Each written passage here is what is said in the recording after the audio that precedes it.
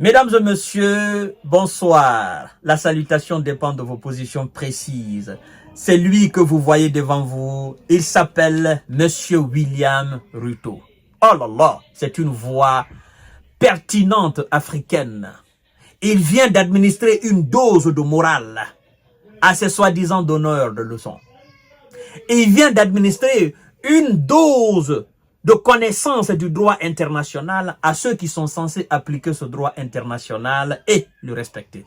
Monsieur William Ruto, n'est-ce pas, mesdames et messieurs, ce chef charismatique, ce chef qui n'a pas froid aux yeux et qui ne mâche pas ses mots, vient de cracher sa vérité aux Occidentaux.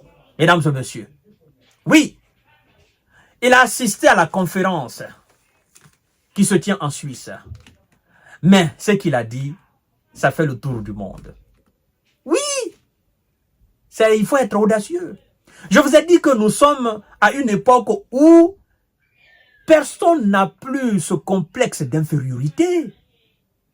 Tu t'arrêtes, tu profites du moment, de l'opportunité, tu saisis l'opportunité, tu règles les comptes.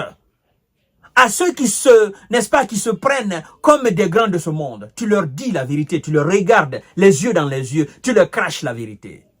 Et c'est ce que monsieur William Ruto vient de faire en Suisse, devant même ces chefs d'État de l'Occident ou encore je ne sais où, pour leur dire, ce que vous êtes en train de faire vis-à-vis de la Russie, c'est injuste, c'est illégal, c'est contraire à ce que vous appelez le droit international. Vous violez même ce même droit international.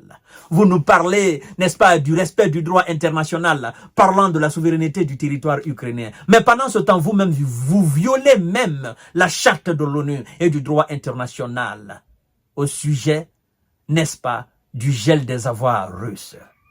Et il parle des conséquences, n'est-ce pas, de cette ambition démesurée expansionniste des Occidentaux qui veulent naturellement museler la Russie en s'emparant de tous ces pays qui, n'est-ce pas, entourent la Russie. Il dit, nous, Africains, nos agriculteurs ressentent négativement les conséquences de cette folie guerrière qui se passe, n'est-ce pas, en Ukraine.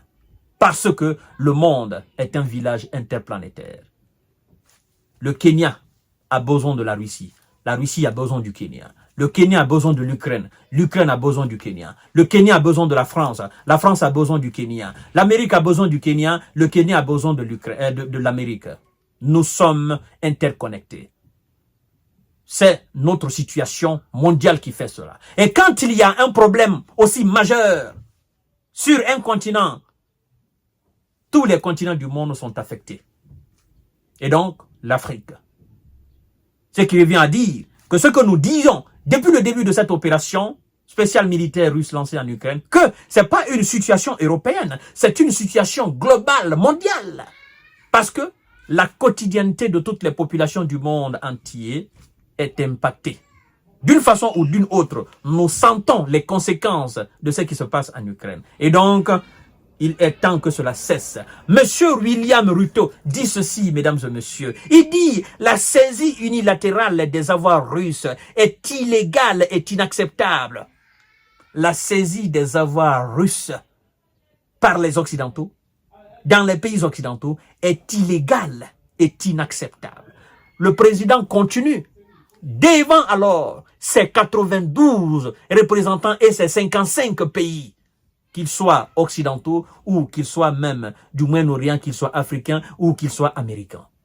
Mesdames et messieurs, le président n'a pas mâché ses mots. S'il vous plaît, partagez la vidéo. C'est une voix africaine. C'est très important. Partagez la vidéo dans tous les groupes possibles. Oui, le temps du complexe d'infériorité est révolu. Partagez la vidéo dans tous les groupes possibles. Abonnez-vous sur ma chaîne YouTube. Activez la cloche de notification pour ne plus rater mes vidéos. Mesdames et messieurs, monsieur le président William continue en disant ceci. Le gel des avoirs russes est contraire à la charte des Nations Unies. En particulier pour ceux qui croient en la liberté, la justice, la démocratie et l'état de droit, a déclaré M.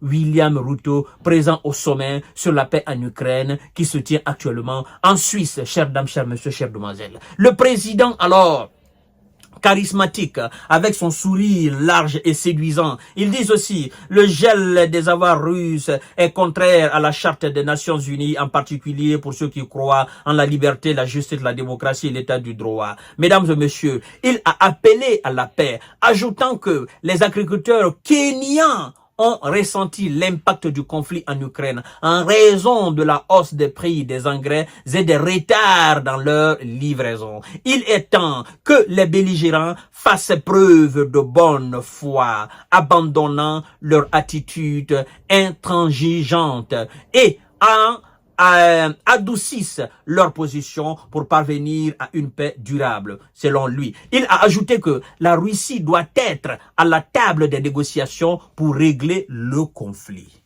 Ah, tout le monde abonde dans notre sens. Mais le président a bien fait de venir. Il a bien fait de venir et de déclarer haut et fort que la Russie doit être autour de la table. C'est la position de l'Afrique. Et c'est cette position qui m'intéresse. C'est cette position que nous devons partager.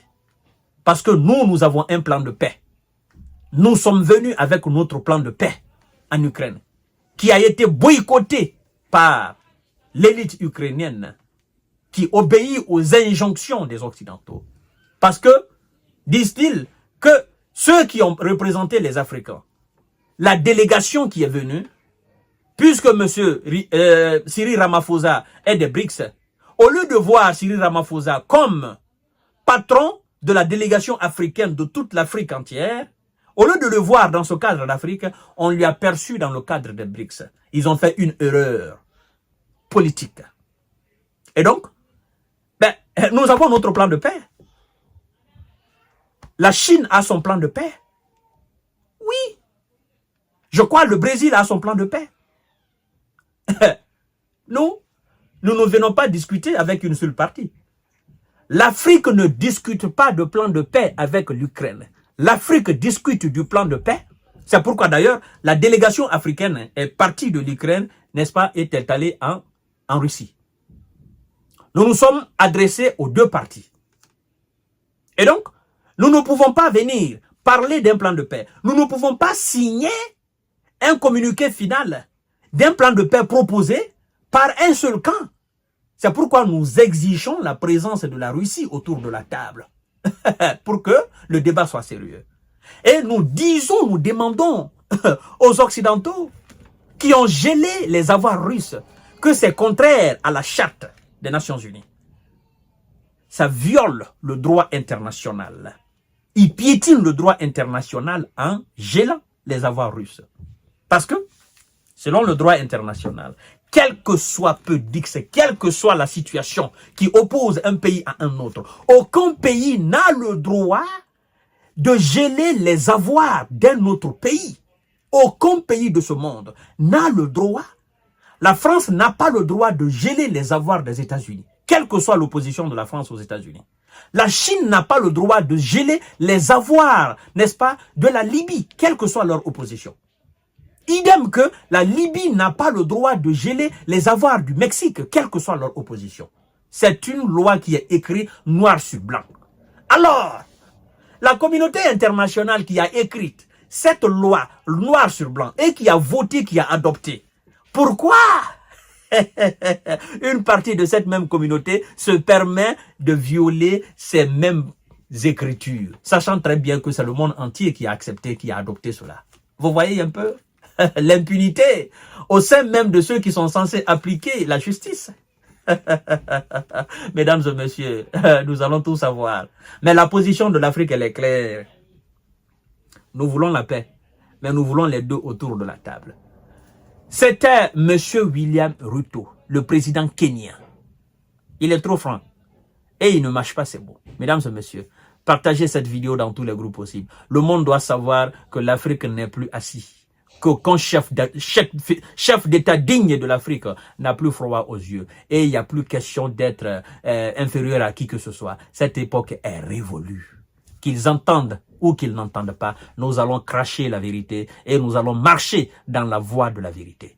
Voilà, c'est la vérité qui libère et nous voulons la libération de ce monde-là. À tout à l'heure.